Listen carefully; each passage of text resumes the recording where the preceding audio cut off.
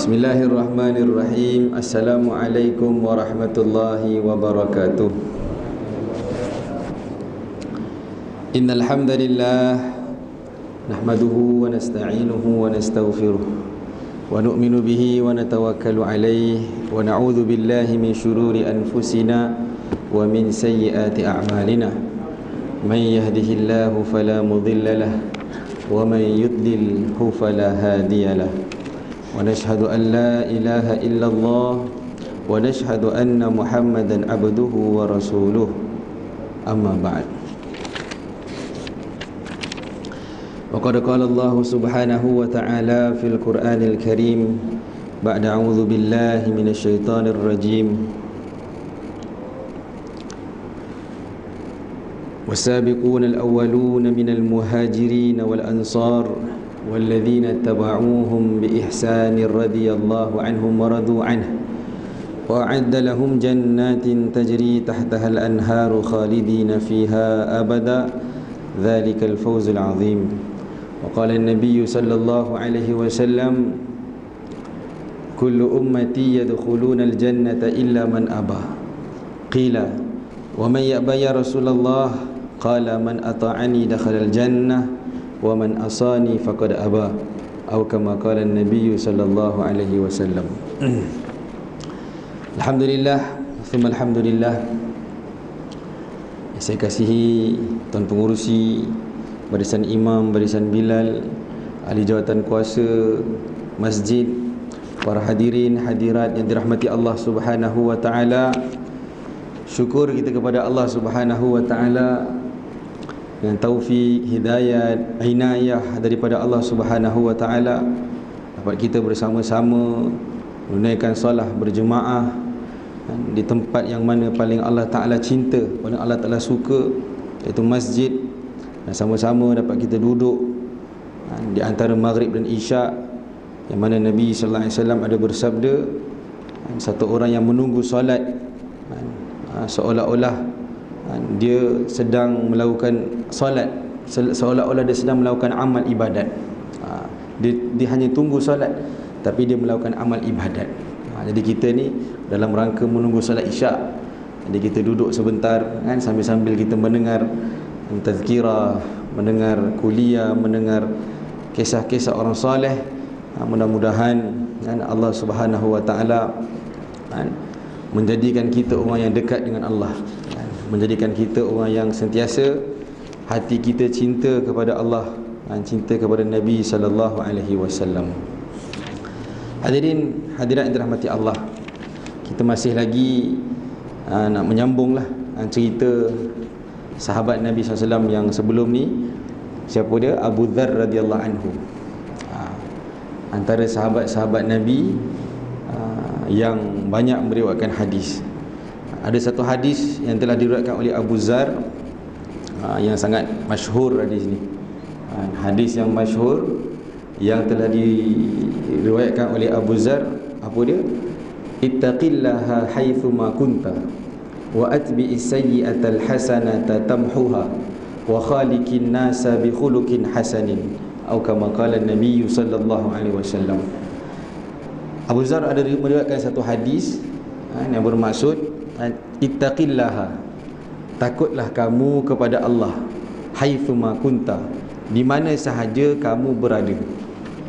Takutilah Allah di mana sahaja kamu berada. Wa atbi'is sayyi'atal hasanata tamhuha, dan kat sini ada 3 poin. Wa atbi'is sayyi'ata, poin yang kedua iaitu sertakan kebaikan, sertakan setiap perbuatan buruk yang kamu lakukan dengan kebaikan, yang mana kebaikan tadi akan menghapus perkara buruk yang kamu lakukan. Itu poin yang kedua. Yang ketiga, wa khaliqin nasa bi khuluqin hasanin, dan berakhlaklah kamu di kalangan manusia dengan akhlak yang baik. Jadi hadis ni banyak ulama mensyarahkan hadis ni. Ada 3 poin yang sangat penting yang menceritakan. Yang pertama, kena kita ni sebagai orang yang beriman kepada Allah kena sentiasa merasa Allah Ta'ala ni melihat kita, takwa. Bila ditanya di manakah takwa, maka Nabi SAW dalam riwayat mengatakan wa yushiru ala sadrihi, kan, dia at-taqwa hahuna. Jadi katakan takwa tu di mana? Hati. Sebab dalam ilmu tasawuf, banyak ulama-ulama tasawuf dalam kitab-kitab mereka sangat menekankan tentang hati. Ada satu kitab karangan nukilan daripada Syekh Al-Mandili. Dan kitab tu yang biasa kita belajar, Penawar Hati. Kan, Penawar Hati. Nak bagi tahu bahawasanya hati kita ni kena sentiasa ada takluk kepada Allah, ada pergantungan dan pengharapan kepada Allah. Kadang-kadang lagi sekarang ni musim-musim wabak ini, kita kena hati-hati dengan percakapan kita. Ada orang cakap kan, wabak ni akan kena pada setiap orang.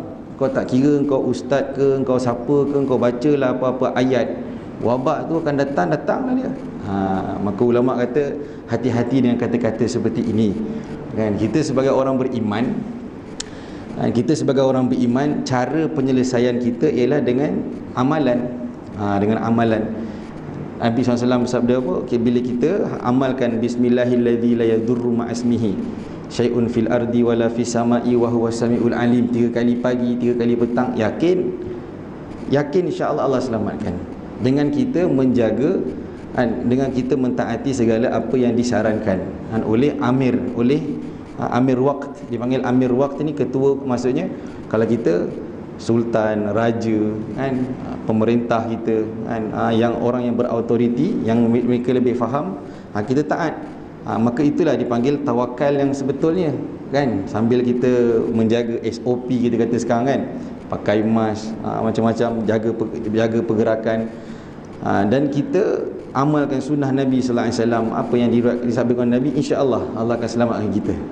Kan, ada orang dia ambil sebahagian, dia baca, kata saya baca doa dah, apa saya nak ni, kan, tak payah nak pakai mask ni semua, tak pernah pelik-pelik, kata dia. Tak boleh lah macam tu, kan. Istilahnya apa? Istilahnya apa? Kita beramal dengan cara yang ditunjukkan Nabi. Nabi kata apa? Ta'atul amir, taatlah kamu kepada amir ataupun ketua ketika kamu tu, masih ketua waktu kamu tu, kan, apa yang disarankan mereka tu kita cuba, selagi mana tak bercanggah kepada syariat Allah Subhanahu wa taala. Jadi hadirin yang dirahmati Allah Subhanahu wa taala, tersambung kepada cerita Abu Zar tadi. Beliau ni sahabat Abu Zar ni yang meriwayatkan hadis tadi, masya-Allah, beliau memang satu orang yang betul-betul takwa, yang jaga takwa. Sehingga kan dalam satu riwayat mengatakan Abu Zar ini satu orang sahabat yang tak suka menyimpan harta. Tak suka menyimpan harta. Ada satu istilah ahli hukama, kan? Habiskan apa yang kamu ada, maka Allah Ta'ala akan beri apa yang tiada. Pernah dengar tak ayat? Ayat ni tinggilah. Dia kata apa? Perhabis apa yang ada. Tapi perhabis itu bukan membazir, tapi perhabis itu digunakan di jalan Allah, digunakan pada tempat kebaikan. Bila kamu habiskan perkara yang ada di sisi kamu pada tempat kebaikan, maka Allah Ta'ala akan beri lagi, kan, pada kamu perkara yang kamu tak sangka-sangka. Ini kita takut kita kumpul harta, bukan orang sini lah, insya-Allah tempat lain kan, kita kumpul harta sebab kita takut esok nak makan apa, esok tahun depan nak makan apa. Tapi sebenarnya kita seperti mana sahabat amalkan, seperti mana yang disarankan oleh Rasulullah SAW, simpan, kita menyimpan ataupun kita kumpul harta, itu satu perkara yang kita kata apa, tidak baik. Mengikut pendapat sahabat, pendapat orang-orang soleh dulu. Kumpul, numpuk, kadang-kadang kumpul saja, bukan nak buat apa-apa, nak tunjuk dengan orang saya ada harta banyak. Tapi itu sebab adanya dalam Islam ni ada zakat, ada sedekah, supaya apa, harta tadi dibersihkan, disucikan, kan. Jadi nak bagi tahu bahawasanya harta ni bukan semua milik saya, ada juga milik orang, maksudnya ada juga hak orang lain. Itu sebab kalau semua orang dalam dunia ni, kan, orang kaya-kaya, dia bayar zakat, dia tunaikan sedekah, kan, insya-Allah tidak akan ada orang miskin. Ulama begitu, takkan ada orang miskin dalam dunia ni kalau semua orang bertanggungjawab, kan. Yang kaya bagi sedekah, yang senang dia ada sedekah, dia bagi zakat. Itu sebab takkan ada orang yang miskin. Hadirin hadirat dirahmati Allah. Ulama bagi tahu Abu Zar ini, apa hadis Nabi tu? Lau annakum tatawakkaluna 'ala Allahi haqqa tawakkulihi la yarzuqukum kama yarzuqut tayr taghdu khimasan wa taruhu bitanan, atau kama qala Nabi SAW. Abu Zar ni begitu pegang dengan hadis ni. Apa hadis, apa yang dibagi tahu Nabi SAW? Kalaulah seandainya kamu ini bertawakal kepada Allah sebenar-benar tawakal, seperti mana sebenar-benar tawakal yang baik, maka Allah Ta'ala akan rezekikan kepada kamu rezeki seperti mana burung. Kenapa burung? Taghdu khimasan, keluar pagi dalam keadaan perut kosong, wa taruhu bitanan, dan dia pulang ke sangkar dia, pulang ke dia punya tempat dia, balik ke rumah dia, kita kata dalam keadaan perut yang penuh. Kan? Tu burung. Kalau kita kata burung, dia cari makanan, ada je makanan, dia akan balik ke sangkar dia, dia akan balik ke dia punya tempat dia tu dalam keadaan kenyang. Siap boleh bagi anak-anak dia makan. Nak bagi tahu apa? Bahawasanya kita tawakal kepada Allah tu tawakal yang sangat, yang sebenar-benar tawakal. Kan? Tawakal yang kita kata dalam hati kita betul-betul yakin bahawasanya setiap perkara tu didatangkan oleh Allah Subhanahu Wa Taala. Dan kita tak yakin dengan usaha kita. Kadang-kadang kita kata, saya usaha hari ni saya dapat sikit je, saya rasa banyak dah saya bagi masa untuk perkara ni, contohnya. Kan? Sebab apa? Setiap perkara kita kena sandarkan kepada Allah, kan? Walaupun satu orang tu masa yang banyak, daripada pagi sampai ke petang, ada orang setengah hari je tapi rezeki dia lebih banyak, Allah Ta'ala bagi dia. Jadi itu semuanya kehendak Allah Subhanahu Wa Ta'ala, di atas tidak tanpa mengikut usaha masing-masing. Itu kita kata tawakal tu, supaya kita belajar dalam hati kita serah. Tawakal, kita serah kepada Allah Ta'ala. Jadi inilah yang diamalkan oleh Abu Zar radhiyallahu anhu. Hadirin hadirat dirahmati Allah, setelah cerita Abu Zar radhiyallahu anhu yang kemarin, yang mana setelah dia masuk Islam, setelah dia jumpa Nabi sallallahu alaihi wasallam, dia telah bagi tahu pada Rasulullah, wahai Rasulullah, aku akan isytiharkan keislaman aku di hadapan orang-orang Quraisy ni. Kan? Orang-orang kafir Quraisy ni. Dia kata aku nak isytiharkan keislaman aku. Maka Nabi SAW bagi tahu dah awal-awal, la tukhbir bi islamika ahadan fi Makkah fa inni akhafu alayka an yaqtuluka. Janganlah kamu mengkhabarkan Islam kamu, jangan kamu khabarkan Islam kamu pada satu orang pun di Mekah. Aku takut, Nabi kata, aku ni takut kalau kamu ni akan dibunuh oleh mereka, orang kafir Quraisy yang di Mekah ni. Maka dia kata dengan semangat dia, wahai Rasulullah, la abrahu Makkah hatta ati al-masjid wa asrukha bi da'watil haq baina zahraini Quraisy. Aku takkan rasa tenang, aku takkan rasa tidak, aku akan tinggalkan Mekah ni, kata dia Abu Zar ni, sehinggalah aku akan mendatangi masjid, aku akan datang ke di hadapan Kaabah nanti, di hadapan Kaabah, dan aku melaungkan dengan seruan yang hak ini di hadapan orang Quraisy. Fasakatar Rasul, Nabi SAW pun diam. Tengok semangat betul Abu Zar ni, kan? Dalam keadaan dia sendiri memang dah nak cari perkara yang hak, dia jumpa Nabi, kan? Datang sendiri ke Mekah, berjumpa Nabi, dan nak masuk Islam sendiri, jumpa Nabi SAW. Maka apa yang diperbuat oleh Abu Zar, dia terus pergi ke hadapan Kaabah, dia terus berkata, ya ma'syara Quraisy, wahai orang Quraisy, inni ashhadu an la ilaha illallah, sesungguhnya aku bersaksi bahawa tidak ada Tuhan melainkan Allah, wa anna Muhammadar Rasulullah, dan Muhammadlah pesuruh Allah Subhanahu Wa Taala. Jadi hadirin hadirat dirahmati Allah, apa yang berlaku? Wahabbu min majalisihim hatta du'iru jami'an. Semua orang-orang Quraisy yang mendengar tadi meluru kepada dia. Meluru kepada dia. Alaikum bihadzal sabi wa qamu ilayya wa ja'alu yadribunani li amut. Dia diceritakan, mereka berkata, jom semua mari sini, kita pergi kepada orang yang dah menyimpang ni. Si Abu Zar ni dah menyimpang dengan selamba dia bagi tahu, dia bagi isytiharkan tentang keislaman dia, sedangkan kita semua sedang memikirkan macam mana nak menumpaskan ataupun nak membunuh Nabi Muhammad ni. Semua datang pukul dia. Lalu riwayat ni mengatakan li amut, sehinggalah hampir-hampir nak mati.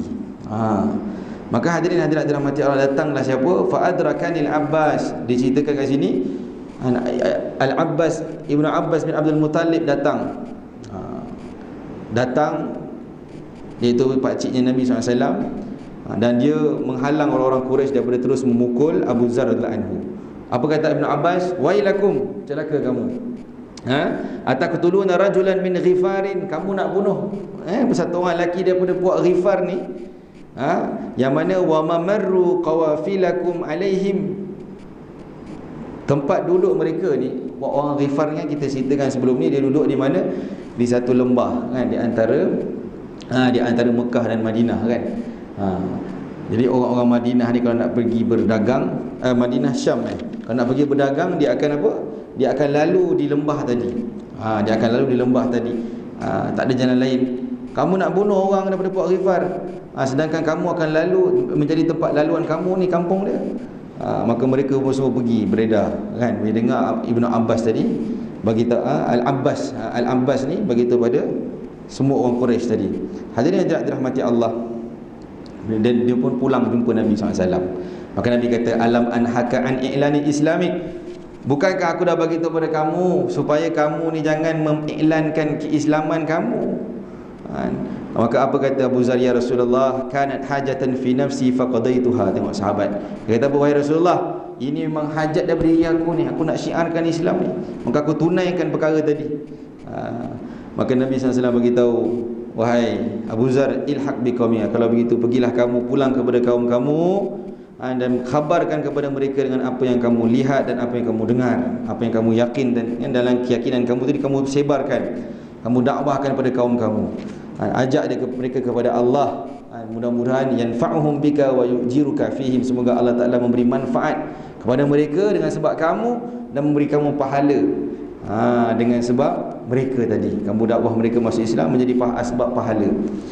Nabi SAW bersabda apa? Adalu ala khairin kafa'ilih, orang yang menunjukkan kepada kebaikan seperti dia membuat kebaikan tadi. Kan? Tanpa dia menunjukkan kebaikan pada satu orang pun buat kebaikan tadi, maka pahala yang sama, nunjuk tu dapat kebaikan untuk dia juga. Orang yang dapat kebaikan tadi amalkan pun, pahala pun dapat dekat orang yang tunjukkan kebaikan tadi. Masya-Allah. Jadi hadirin hadirat dirahmati Allah, Abu Zar cerita, fantalaqtu hatta ataitu manazila qaumi, maka aku pun berangkatlah balik ke rumah aku di puak Ghifar.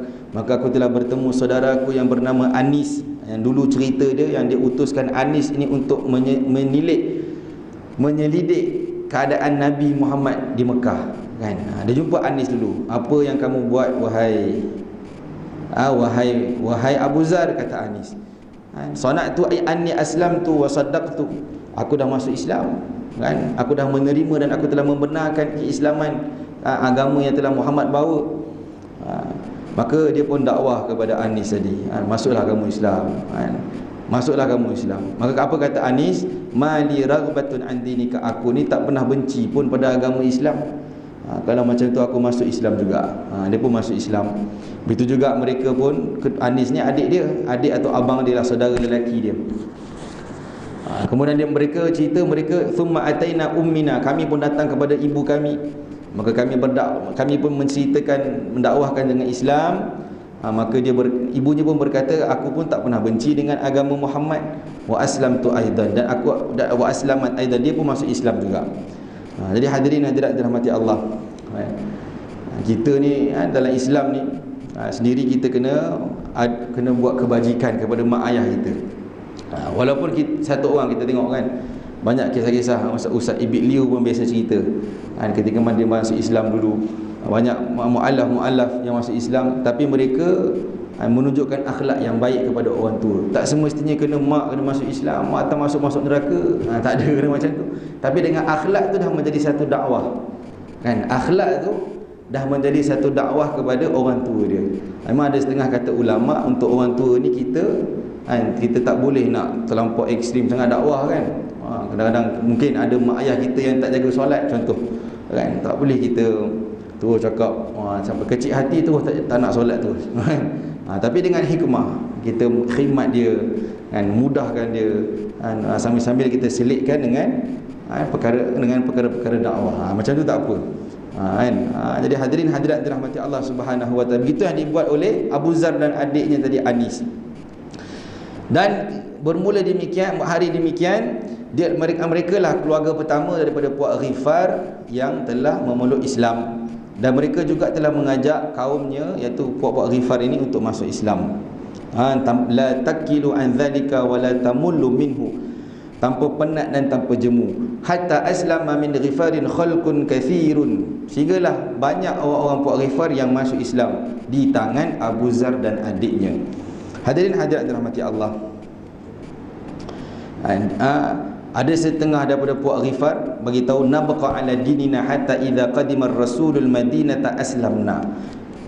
Ada setengah daripada puak-puak Ghifar ni, kaum dia, kaum Abu Zar ni, kata kami ni tak apalah, nanti dulu, kami bukan tak nak masuk Islam, kami tahu dah cerita tentang Islam ni, tapi nanti kami tunggu Rasul ni, Nabi SAW ni masuk Madinah dulu, baru kami masuk Islam. Dan akhirnya tuan-tuan hadirin yang dirahmati Allah, hadirat dirahmati Allah, ketika hijrahnya Nabi dan sahabat ke Madinah, maka dari riwayat ini mengatakan aslamu, mereka semua puak-puak Ghifar masuk Islam secara berbondong-bondong. Maka berkatalah, bersabdalah Nabi SAW, Ghifarun ghafarallahu laha, puak-puak Ghifar ni Allah Ta'ala akan ampun, Allah Ta'ala telah mengampuni dia. Ghifar ghafarallahu laha, Ghifar ni, ghafara ni pun asal perkataan bahasa Arab ampun, minta ampun. Kita istighfar kan. Kenapa yang dipanggil istighfar? Istighfar tu maksudnya meminta ampun. Astaghfirullah, astaghfirullah, aku meminta ampun pada Allah, aku minta ampun pada Allah. Kan? Tuba liman wajada fi sahifatihi istighfaran kathiran. Dalam satu hadis Nabi SAW, beruntunglah orang yang mendapati dalam catatan amalnya istighfar, pengampunan yang banyak. Maksudnya dia dalam buku catatan amal dia banyak istighfar. Maka sebab itulah kita memang disuruh istighfar. Apa kata Nabi Nuh AS? Faqultu astaghfiru rabbakum innahu kana ghaffara. Faqultu astaghfiru. Nabi Nuh AS ni buat dakwah, ajak kaum dia. Walaqad arsalna nuhan ila qaumihi falabitha fihim alfasanatin illa 50 ama fa akhadhahum at-tufan wa hum zalimun. Allah rakam, Allah bagi tahu cerita kat kita. Nabi Nuh AS ni kami telah utuskan dia kepada kaumnya, ila qaumihi, 1000 kurang 50 tahun, bermakna 950 tahun Nabi Nuh alaihi salam berdakwah kepada kaum dia. Tapi dalam riwayat mengatakan hanya lebih kurang 60 orang je yang ikut Nabi Nuh, yang bersama dengan Nabi Nuh di dalam bahtera, yang selamat. Man raqiba fiha najah. Dalam satu cerita Nabi Nuh tu, siapa yang bersama Nabi Nuh dalam kapal, maka dia lah yang selamat. Pada ketika itu dunia semua ditenggelami dengan air. Dan riwayat tu mengatakan 60 orang, dan 60 orang itulah baru berkembang balik manusia kan, daripada sebelum Nabi, ada sebelum Nabi Nuh, kehidupan Nabi Nuh alaihi salam. Tapi Nabi Nuh tak putus asa. Dalam Quran Allah Ta'ala rakam apa? Fakultus, apa yang dia bagi tahu pada Allah. Kalau kita penat lah, orang tak nak dengar, biar kan, kita putus asa. Tapi tak, Nabi Nuh mengadu pada Allah, fakultus taghfiru rabbakum, aku sentiasa beristighfar pada Allah. Dia tak menyalahi orang lain, dia istighfar, minta ampun. Dia menyalahi diri dia sendiri, kata Nabi Nuh AS. Allahu Akbar. Sebab apa? Dia tahu dakwah ni tuan-tuan, hadirin hadirat dirahmati Allah. Ulama umpamakan macam kita baling bola di dinding, baling apa-apalah yang boleh melantun, apa akan berlaku? Dia akan datang kepada kita balik. Setiap perkara yang kita cakapkan dengan niat dakwah illallah, sebenarnya hakikatnya untuk diri kita sendiri. Maka sebab itulah ulama kata, kalau kita nak rajin sembahyang tahajud, ajak orang sembahyang tahajud, nanti Allah bagi kekuatan. Kalau kita nak rajin apa, selawat kepada Nabi, berapa hari lagi nak maulid Nabi SAW, hari kebesaran umat Islam, iaitu menyambut maulid Nabi SAW. Kalau sempat nanti saya bacakanlah antara pendapat-pendapat ulama tentang maulidun Nabi SAW, kan kadang menjadi perbahasan juga. Kalau boleh kita baca sikit nanti habis. Dan hadirin yang dirahmati Allah, apa kata Nabi Nuh? Aku sentiasa beristighfar pada Allah. Innahu kana ghaffara, Allah ni Maha Pengampun.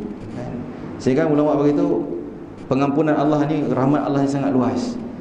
Dan setelah ayat itu Allah sendiri berfirman dalam Quran, yursilis sama alaikum midrara, Dengan sebab orang istighfar, Allah Ta'ala turunkan hujan daripada langit. Wa yumdidukum bi amwal, dan Allah Ta'ala banyakkan harta. Sebab istighfar banyak harta. Orang banyak istighfar ni, insya-Allah Allah akan berkah rezeki dia. Wa yumdidukum bi amwal wa banin, dan Allah Ta'ala akan bagi anak ramai. Wa yumdidukum bi amwali wa banin. Itu sebab antara ulama bagi tahu, antara nak mudah dapat anak, orang yang tak ada, orang yang belum ada anak, dan kita cakap tak ada, belum ada anak, banyakkan istighfar. Istighfarlah beribu-ribu kali, kan? Itu antara rahsia untuk Allah Ta'ala beri anak, rezekikan anak. Wa yumdidukum bi amwali wa banin wa yaj'al lakum jannati wa yaj'al lakum anhara, dan Allah Ta'ala akan janji untuk orang yang beristighfar ni apa? Allah akan bagi dia syurga. Kan? Allah bagi dia syurga yang mana di bawahnya mengalir air-air sungai.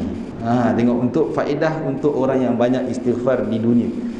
Sikit-sikit istighfar, mengaku kesalahan kita, kan? Kadang-kadang kalau kita susah, kita rasa resah, banyakkan istighfar. Mungkin sebab dosa kita, sebab amalan kita, maka hati kita jadi sesak, hati kita jadi kita fikiran jadi serabut. Istighfar. Dan satu amal lagi adalah selawat. Selawat ni pembuka segala masalah, kan? Kita selawat kepada Nabi, minta syafaat Nabi sallallahu alaihi wasallam. Hadirin yang dirahmati Allah, begitulah Nabi SAW mendoakan puak Ghifar tadi, sebab mereka ni berbondong-bondong masuk Islam, kan?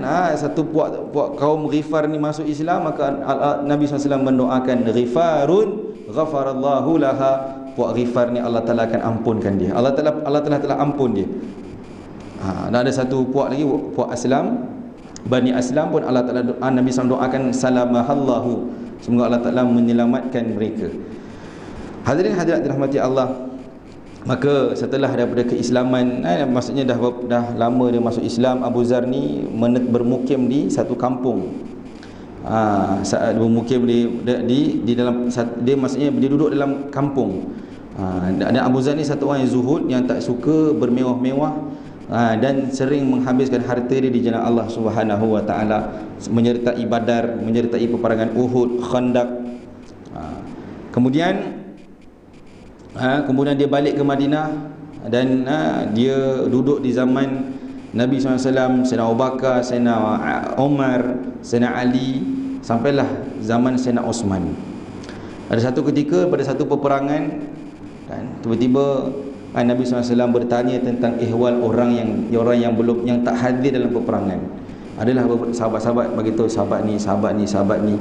Maka termasuklah pada ketika itu Abu Zar. Dia terlambat untuk menghadiri peperangan tadi.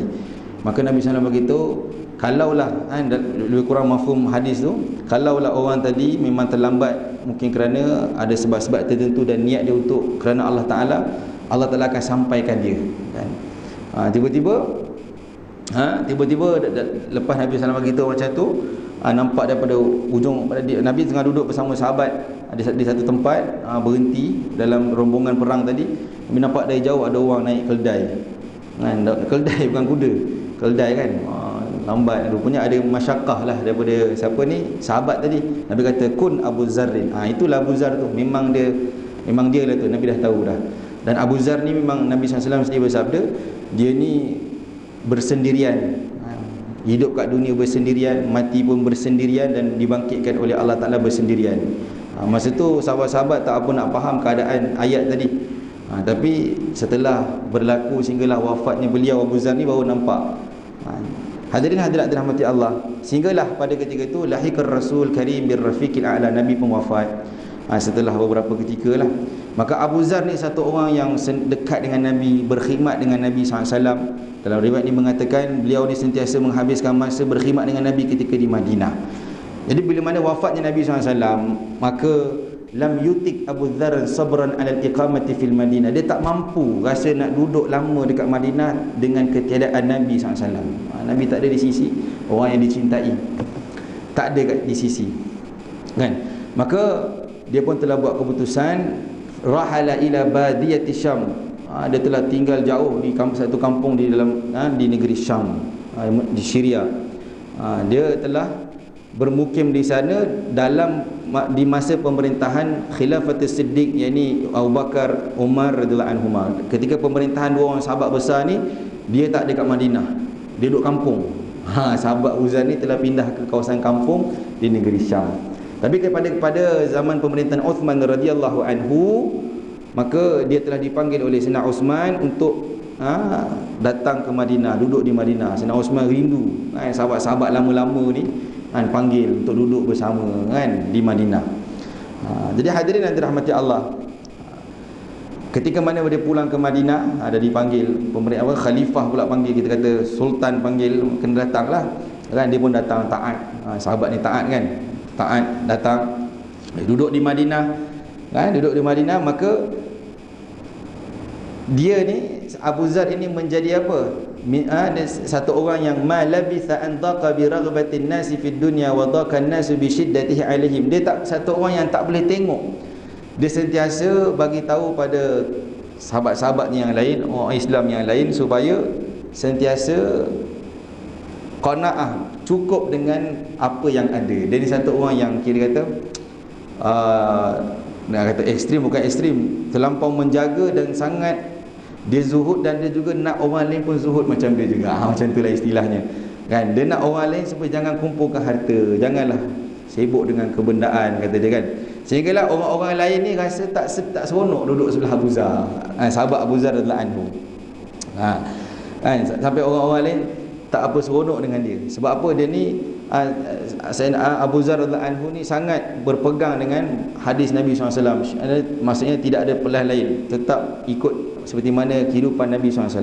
Masa tu orang Islam, Masya Allah, Allah telah bagi kemuliaan, 2/3 dunia pada ketika tu telah ada di bawah tapak kaki Islam, pada ketika zaman kegemilangan sahabat-sahabat Nabi SAW. Islam dah semua, banyak sahabat-sahabat yang telah pergi berdakwah, dan Islam telah dikenal di pelosok dunia. Sehingga yalah, ada sahabat-sahabat yang jadi pemerintah, ada sahabat-sahabat yang jadi gubernur di sini di situ. Jadi diuji dengan harta macam-macam. Jadi Abu Zar lihat keadaan tadi, Abu Zar dia satu orang yang jadi tak seronok dengan keadaan tadi. Orang Islam hari ni dah sibuk dengan harta. Itu sebab ulama beritahu, kalau hari ni sahabat datang di tempat kita ni, tepuk dahi dia, Masya Allah, orang Islam kita hari ni ajib. Tengoklah keadaan kita sekarang ni, Allahu Akbar. Itu sebab ulama beritahu, kita ni cubalah kembali melihat macam mana kegemilangan sahabat-sahabat mengamalkan Islam. Maka hadirin yang dirahmati Allah, ada pernah ditanya, ada beberapa orang tanya, wah ya Abu Zarin aina mata'ukum, wahai Abu Zar, kamu ni macam tak ada harta je, tak ada harta, mana harta-harta kamu? Apa jawab Abu Zar? Lana baitun hunaka, rumah aku, harta aku tu ke akhirat. Allah, tengok dia punya syadid dia tu, dia punya syadidnya Abu Zar radhiyallahu anhu. Dia punya yakin dia. Sehingga ulama beritahu, memang Abu Zar ni rumah dia sendiri pun tak macam rumah. Istilahnya lah, tak ada macam-macam memang dia nak cukup apa yang ada saja. Apa yang cukup untuk keperluan hidup dia, makan minum cukup dah. Tak ada nak kumpul-kumpul sangat, nak besarkan, nak itu nak ini. Fa fahima ar-rajulu muradahu wa qala lahu walakin la budda laka min mata'i ma dumtu fi hadhihi ad-dar fa ajaba walakinna sahibal manzil la yatrukuna fihi, kata dia. Dia kata apa? Sahabat yang tanya dia tu kata, akan tetapi wahai Abu Zar, kamu kenalah juga ada sekian ni kat hidup, masa kamu hidup kat dunia. Maka apa jawab Abu Zar? Walakinna sahibal manzil la yatrukuna fihi. Akan tetapi tuan tempat ni, dunia ni tak tinggalkan kita untuk kita duduk selama-lamanya kat sini. Apa kita nak sibuk heboh, nak macam-macam, cukuplah apa yang ada, kata Abu Zar. Masya Allah. Maka hadirin yang dirahmati Allah Subhanahu wa taala, sehinggalah hampir menjelang kewafatan Abu Zar, isteri dia pun sedih tengok, mikirkan macam mana keadaan, nak buat persiapan, Abu Zar masa dah keadaan tenat, nak buat persiapan jenazah dia pun tak ada. Kata Abu Zar, janganlah kau sedih, sebenarnya saat inilah yang aku tunggu, kata dia. Saat inilah aku tunggu, yang Nabi kata, Nabi pernah bersabda satu ketika dulu bahawasanya akan ada orang yang akan menyempurnakan jenazah aku. Nabi pernah bersabda macam tu. Dia kata, inilah yang saat aku tunggu, yang kau sedih kenapa? Bila dia wafat, kata dia bagi tahu pada isteri dia, kalau lah aku wafat, aku dah meninggal dunia, kau letak je aku di tepi jalan. Pelik isteri dia, ayat dia tu. Tapi isteri dia, bila dah meninggal dunia, isteri dia pun ambil jenazah dia, angkat dengan anak dia, letak di tepi jalan. Rupa-rupanya Allah Ta'ala benarkan kata-kata Nabi SAW. Ada satu rombongan sahabat, dalamnya ada Abdullah bin Mas'ud, yang mana Abdullah bin Mas'ud ada pada ketika Nabi SAW bersabda bahawasanya dia ni tinggal bersendirian, hidup bersendirian dan mati bersendirian. Abdullah bin Mas'ud tengok selak kain yang menutupi jenazah Abu Zar, sedih terus menangis. Abdullah bin Mas'ud kata, benarlah kata-kata Nabi SAW, akulah orang yang jumpa Abu Zar ni, padahal dia duduk di ujung kampung. Hadirin yang dirahmati Allah Subhanahu wa taala. Dan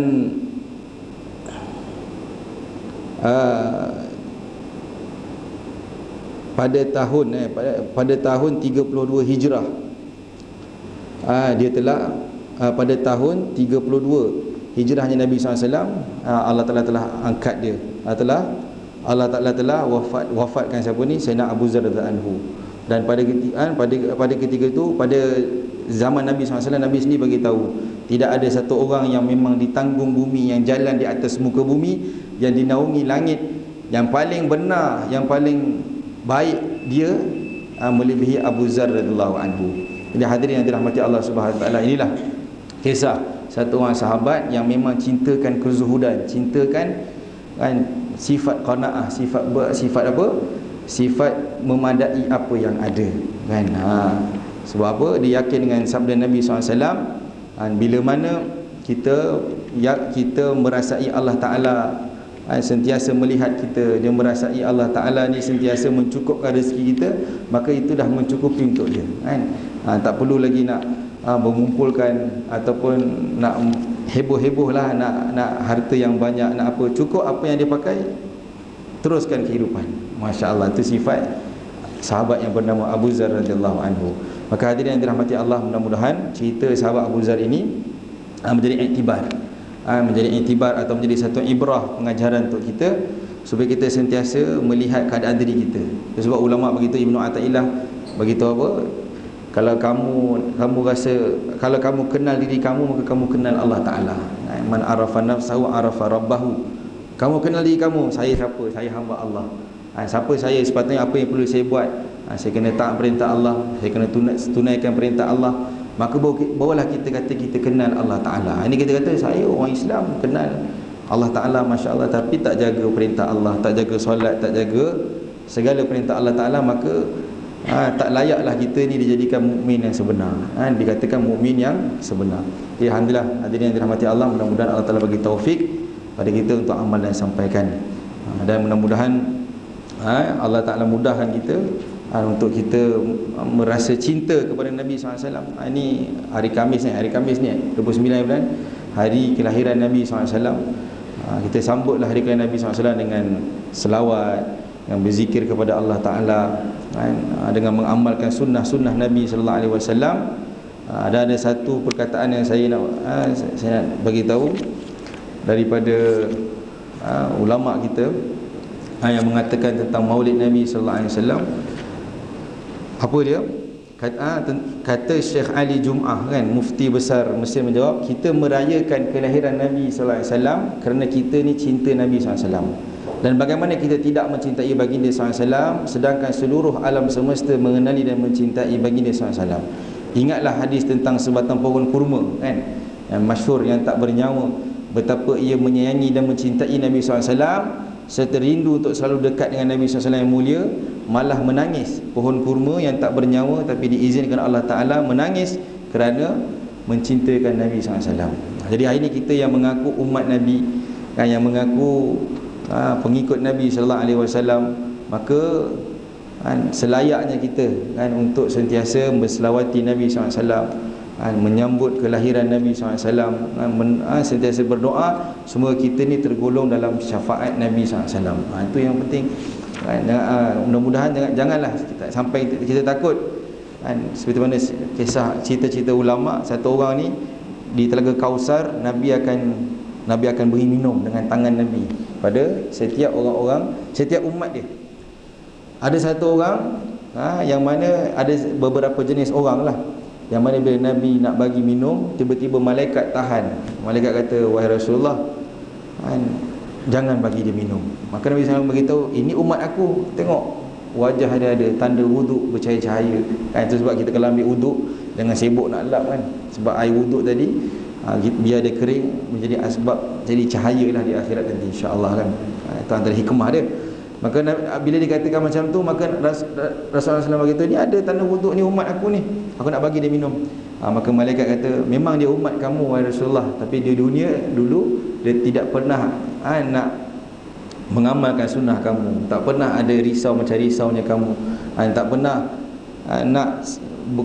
tak pernah nak mengamalkan sunnah lah, senang cerita, tak mencintai kamu. Maka Nabi pun pada ketika itu Nabi kata tak apalah, pergi kan.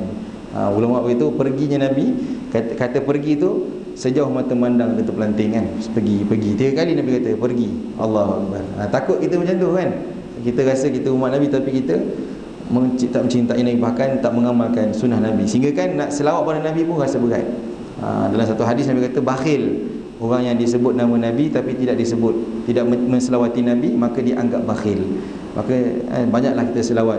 Aqrabuhum alayya yaumal qiyamati aktsaruhum alayya salatan. Orang yang paling hampir dengan aku di akhirat itu ialah orang yang paling banyak berselawat. Jadi kita sama-samalah selawat kepada Nabi SAW, dan buatlah, kerjakanlah apa yang telah dikerjakan oleh Nabi,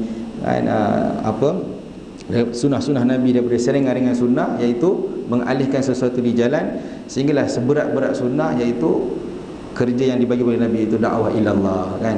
Kita ada tanggungjawab anak kita, isteri kita, jiran kita, dan orang Islam seluruh amnya. Bila termasuk ni tuan-tuan, kita ambil iktibar amal dan sampaikan. Mudah-mudahan Allah Ta'ala beritahu kepada kita untuk amal, insya-Allah. Ada beberapa pertanyaan.